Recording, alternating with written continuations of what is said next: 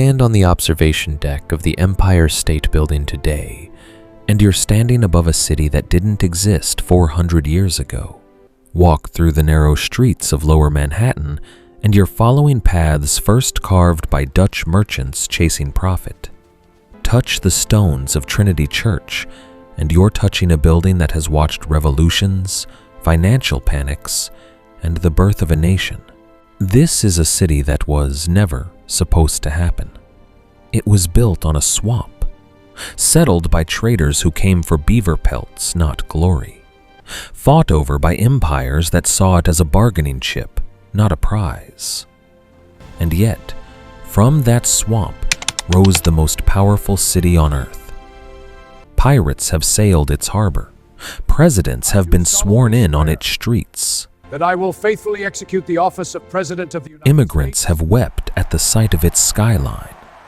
Terrorists have struck at its heart.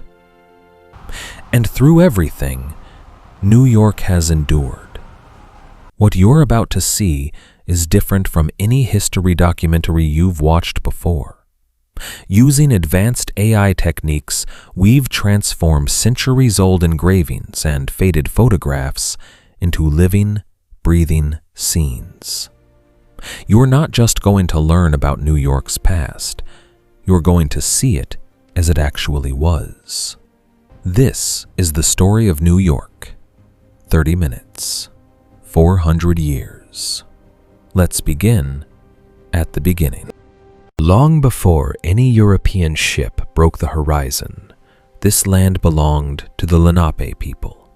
They called the island Mannahatta, the place of many hills, and it was nothing like the flat grid of concrete you see today. Mannahatta was a wilderness. Old-growth forests covered the island. Freshwater streams ran through valleys that would one day become avenues. Bears, wolves, and eagles lived where skyscrapers now stand. The Lenape fished in waters so rich with oysters that the reefs stretched for miles beneath the harbor. They didn't build permanent cities. They moved with the seasons, harvesting, hunting, and trading along paths that crisscrossed the island. One of those paths ran the entire length of Mannahatta, from its southern tip to its northern hills. The Dutch would later pave that path. Today, we call it Broadway. The Lenape had no idea that their world was about to end. 1609. An English explorer sailing under a Dutch flag guides his ship into a vast natural harbor. Henry Hudson isn't looking for a new homeland. He's looking for a shortcut to China. He sails up the river that will bear his name, realizes it doesn't lead to Asia, and turns back.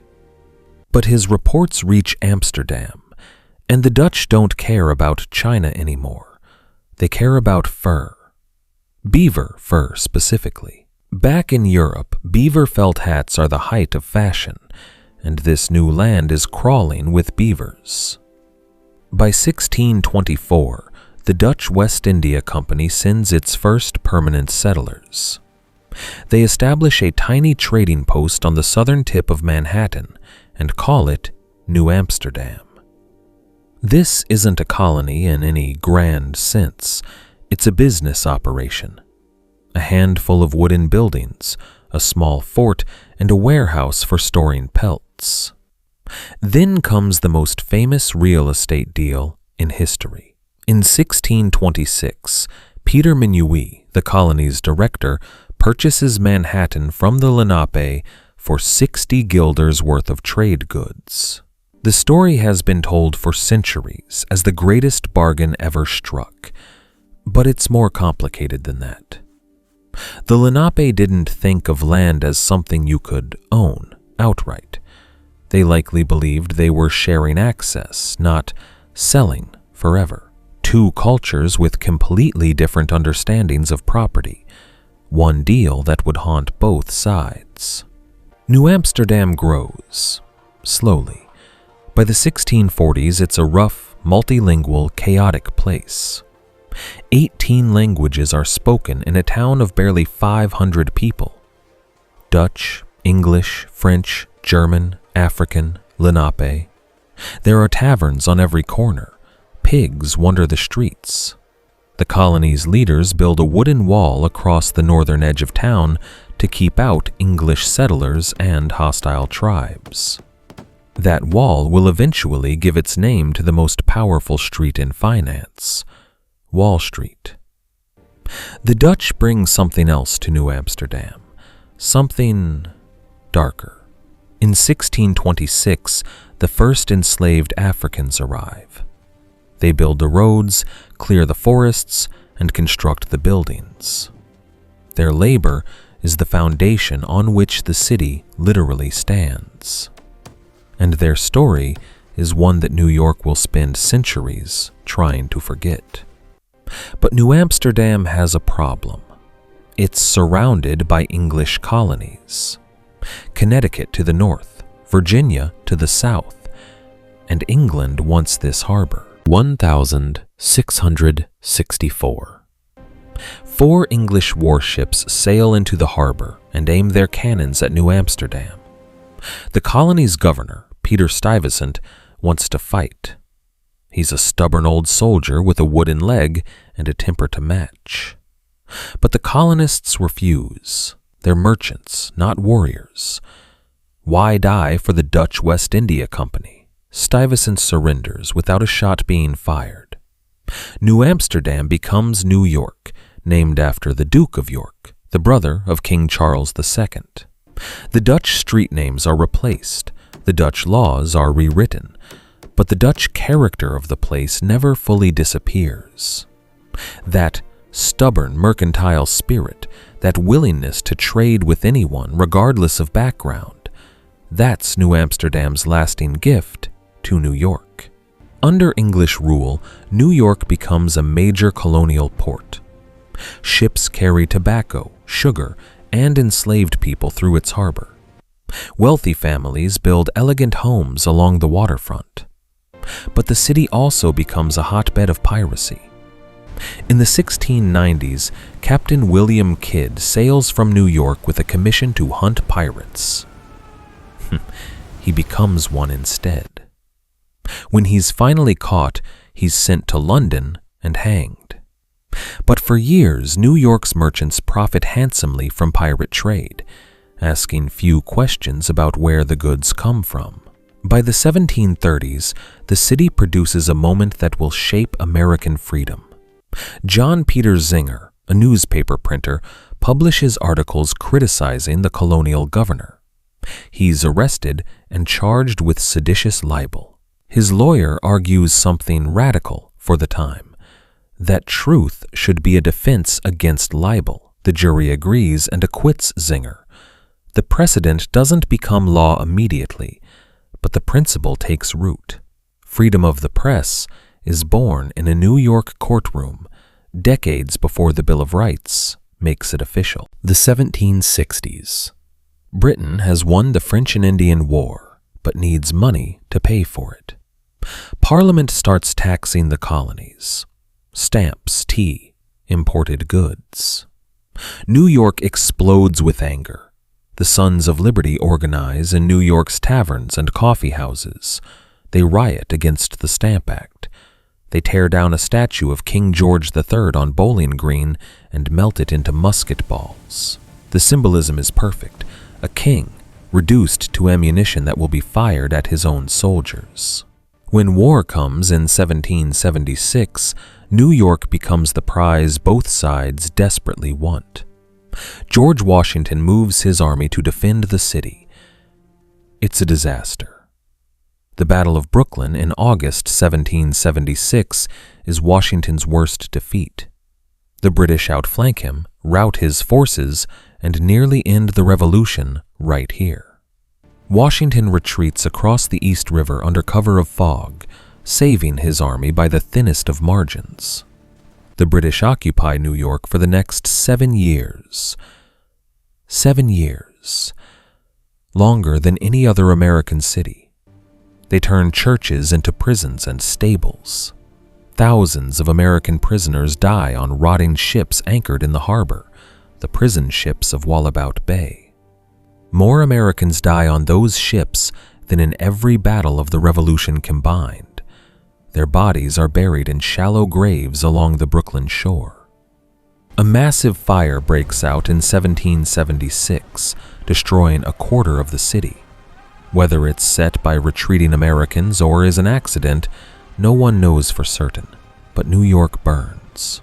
Finally, in 1783, the British leave. Washington rides back into New York in triumph. He says farewell to his officers at Fraunce's Tavern in Lower Manhattan, a building that still stands today. Men who fought together for 8 years embrace and weep. The war is over. 6 years later, Washington stands on the balcony of Federal Hall on Wall Street and takes the oath of office as the first president of the United States. New York is the nation's first capital. The experiment in democracy begins here. The capital moves to Philadelphia, then to Washington, D.C. New York doesn't care. It has something more powerful than politics. It has commerce. In 1811, the city does something audacious. It imposes a grid of streets and avenues over the entire island of Manhattan. Numbered streets running east to west, numbered avenues running north to south. Hills are flattened, streams are buried, forests are cleared. Nature is erased and replaced with perfect right angles. It's brutal, it's efficient, and it creates the template for the modern city. 1825 changes everything. The Erie Canal opens, connecting the Great Lakes to New York Harbor via the Hudson River. Suddenly, every farmer in the Midwest, every mine in Ohio, every timber operation in Michigan can ship goods directly to New York. The canal makes New York the commercial gateway to an entire continent. No other American city can compete. The population explodes. In 1800, New York has 60,000 people. By 1850, it has over 500,000. Most of the growth comes from immigration. The Irish arrive first, fleeing the potato famine in the 1840s. They come in ships so crowded and disease-ridden that they're called coffin ships. They arrive, starving, penniless, and desperate. New York doesn't welcome them warmly. Signs appear in shop windows. No Irish need apply. But the Irish stay. They dig the tunnels, build the bridges, and join the police force. They transform New York's politics through Tammany Hall, the political machine that trades votes for jobs, favors for loyalty. It's corrupt to its core, but for immigrants who have nothing, Tammany Hall is the only institution that helps. Then come the Germans, the Italians, the Eastern European Jews. Each wave settles in its own neighborhood. Little Italy, Chinatown, the Lower East Side. The tenements are brutal. Families of 10 crammed into 2 rooms with no ventilation, no plumbing, no light. Disease is constant. Fire is a perpetual threat. But these neighborhoods are also places of ferocious energy. Businesses launch from pushcarts. Children learn English in overcrowded schools. Cultures collide and merge. And beneath all of this lies a horror that New York profits from enormously: the cotton trade. Southern cotton, picked by enslaved people, is processed through New York's ports and banks. Wall Street finances slavery. New York's merchants insure slave ships. The city's wealth is built, in part, on human bondage. When southern states threaten to secede, New York's mayor actually proposes that New York secede too, just to keep the cotton money flowing. It doesn't happen, but the fact that it's even considered tells you everything about where New York's loyalties lie. 1861. The Civil War begins. New York sends more troops than any other city. But in 1863, When the federal government introduces a draft, the city erupts.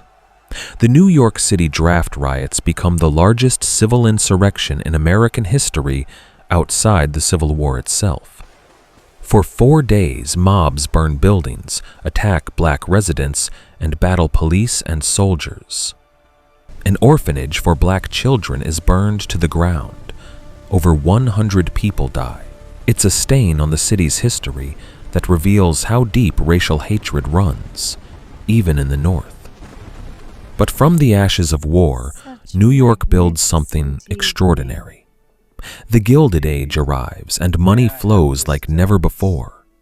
The Vanderbilts, the Astors, the Rockefellers, the Morgans. These families accumulate wealth beyond imagination and spend it in New York. They build mansions on Fifth Avenue that rival European palaces. They fund museums, libraries, concert halls. 1883, the Brooklyn Bridge opens. It's the longest suspension bridge in the world, an engineering marvel that connects Manhattan to Brooklyn across the East River. 14 years of construction, 27 workers dead. When it opens, people walk across it in awe, barely believing that humans could build something so beautiful and so massive. 1886. France gives America a gift. The Statue of Liberty rises in New York Harbor. For millions of immigrants arriving by ship, she's the first thing they see. The Golden Door, the promise that in this city, in this country, a new life is possible. Whether America keeps that promise is another matter entirely. Then, in 1892, Ellis Island opens. Over the next 6 decades, 12 million immigrants will pass through its halls.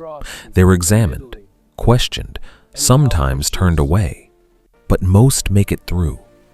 They step onto Manhattan's soil, look up at the buildings, and begin the hardest work of their lives, building a new identity in a city that is itself constantly being rebuilt.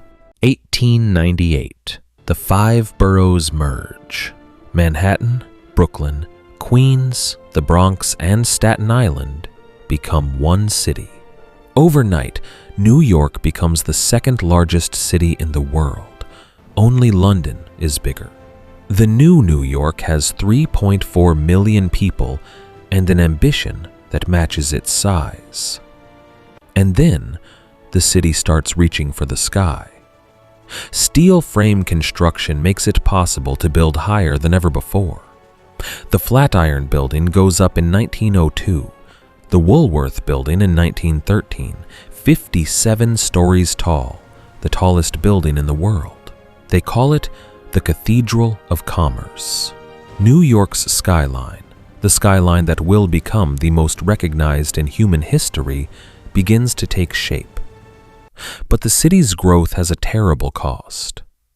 On March 25, 1911, fire breaks out at the Triangle Shirtwaist Factory in Greenwich Village. 146 workers die, most of them young immigrant women. The doors are locked. The fire escapes collapse. Workers jump from the 9th floor to escape the flames. The public outrage that follows transforms American labor law. Fire codes, workplace safety regulations, and union rights all trace their origins to that single afternoon in New York. The 1920s roar. Prohibition makes alcohol illegal, but New York laughs at the law. Speakeasies open on every block.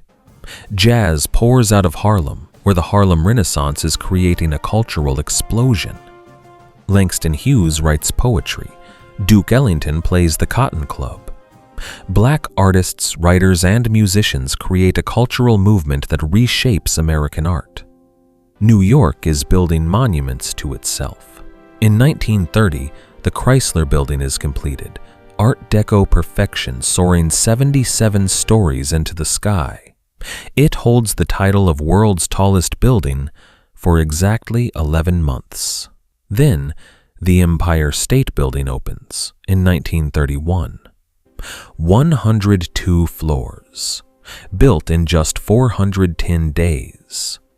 A monument to speed, ambition, and the belief that there is no limit to how high you can go. And then, the crash. October 1929.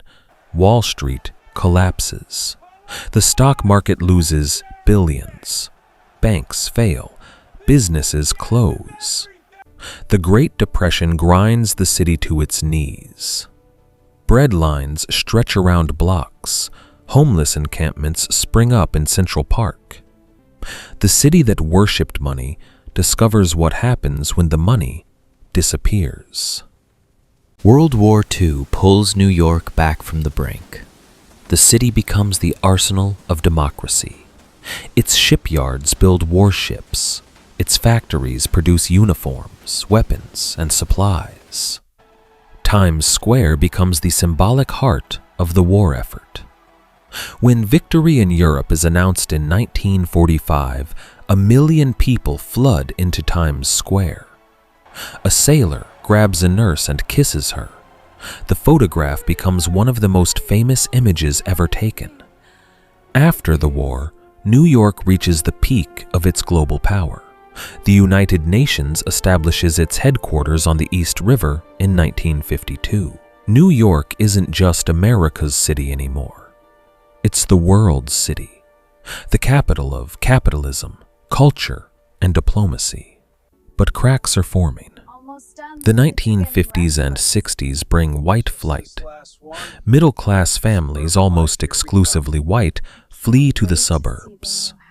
They take their tax dollars with them.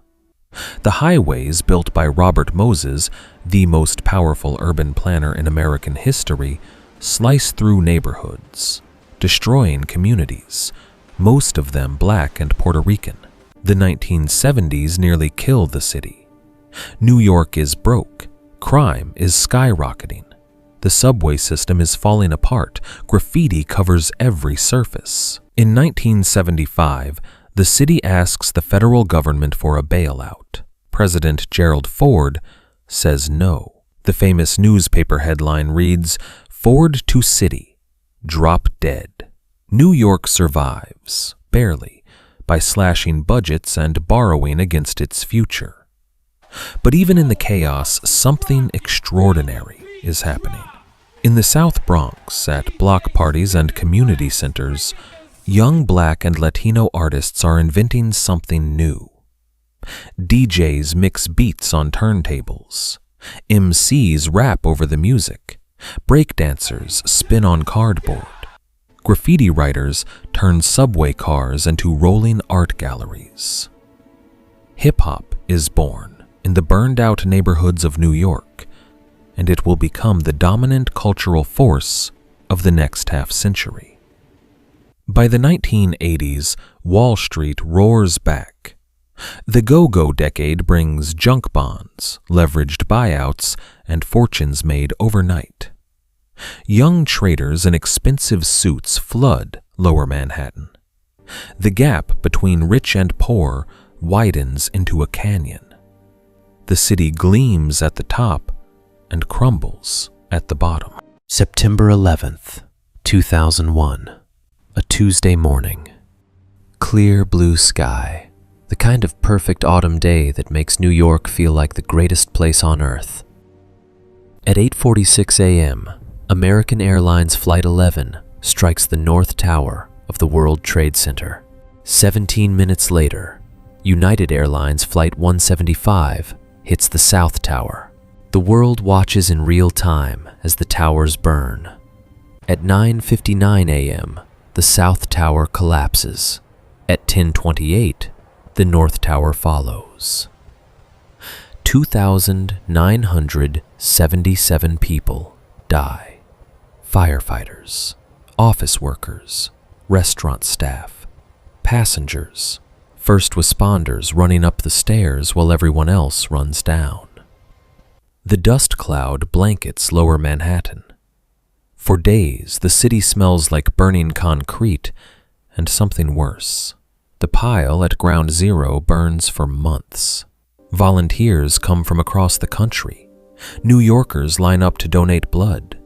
Missing person flyers cover every fence, every lamppost, every wall. Most of those people will never be found. The world expects New York to break. It doesn't. The subways run the next morning. People go back to work. The city mourns, but it refuses to stop. In the weeks after the attack, something remarkable happens. New Yorkers, famous for being cold and rude, become gentle with each other. Strangers talk. People hold doors. The city's famous toughness turns out to be something deeper than attitude. It's resilience, built up over 400 years of surviving everything the world can throw at it. The city rebuilds. One World Trade Center rises from ground zero, 1,776 feet tall, a number chosen deliberately.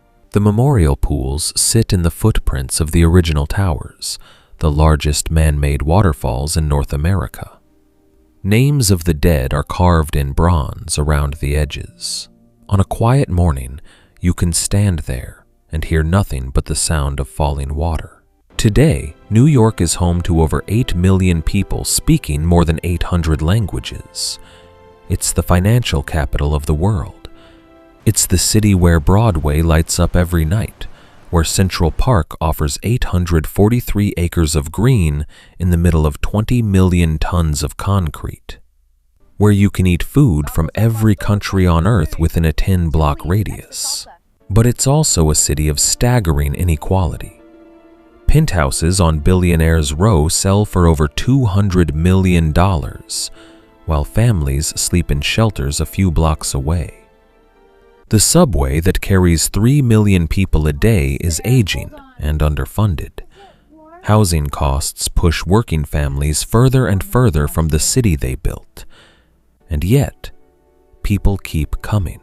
They still arrive by the thousands every year, from every country speaking every language, chasing the same thing that drew the Dutch, the Irish, the Italians, and everyone else: the belief that in New York, you can become someone new. 400 years. From a swamp to a skyline. From beaver pelts to Wall Street. From 500 Dutch traders to 8 million people from everywhere. This island has been colonized, burned, rebuilt, attacked, and rebuilt again. It has produced art and poverty, innovation and cruelty, dreams and heartbreak, often on the same block, on the same day. If you're from New York, this is your heritage. This is what your city has endured and achieved. If you're not from New York, you've just learned why this city matters. Not just to America, but to the story of the modern world. Through everything, New York has survived, then thrived. History isn't just something that happened, it's something that shaped us. And New York has shaped more history than almost any city on Earth. If you enjoyed this journey, please like this video and subscribe for more entire histories. Don't forget to comment below the city you'd love to see next, and it might just be featured in the next video. Thank you for watching, and as always, we'll see you in the next one.